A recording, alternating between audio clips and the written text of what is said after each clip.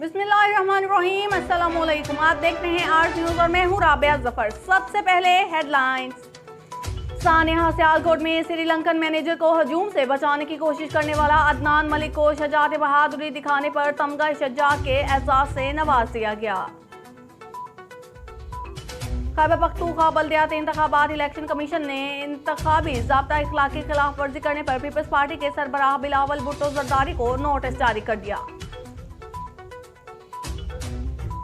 और सदारती रेफरेंस की समाअत के लिए लार्जर बेंच की तश्कील का मामला। जस्टिस काजी फाइज ईसा ने बेंच की तश्कील पर तहफ्फुज़ात का इजहार कर दिया।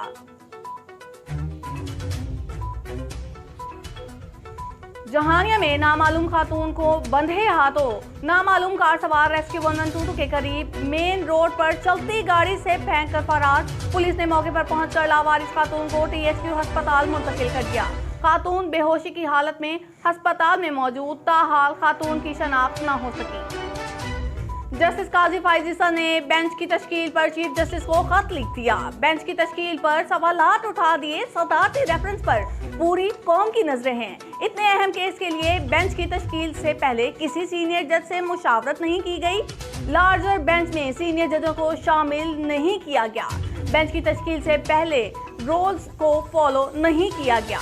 बेंच में सीनियरिटी पर चौथे, 8वें और 13वें नंबर पर शामिल जजों को शामिल किया गया। और आर्टिकल 63A की तशरीह से मुतालिक सदारती रेफरेंस की समाअत आज होगी। चीफ जस्टिस उमर अता बंदियाल की सरबराही में 5 रुकनी लार्जर बेंच तश्कील दे दिया गया। बेंच 1 बजे समाअत करेगा। सुप्रीम कोर्ट बार ने सदारती रेफरेंस का तहरीरी जवाब जमा करवा दिया। अदम एतमाद की तहरीक में रुकन पार्लिमान के वोट के हक को इनफरादी करार दिया गया। सुप्रीम कोर्ट बार का कहना था कि आर्टिकल 95 के तहत वोट डालना रुकन कौमी असम्बली का इनफरादी हक है।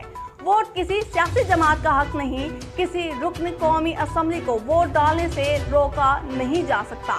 जो अवाम अपने मुंतखब नुमाइंदगान के जरिए हुकूमत चलाते हैं।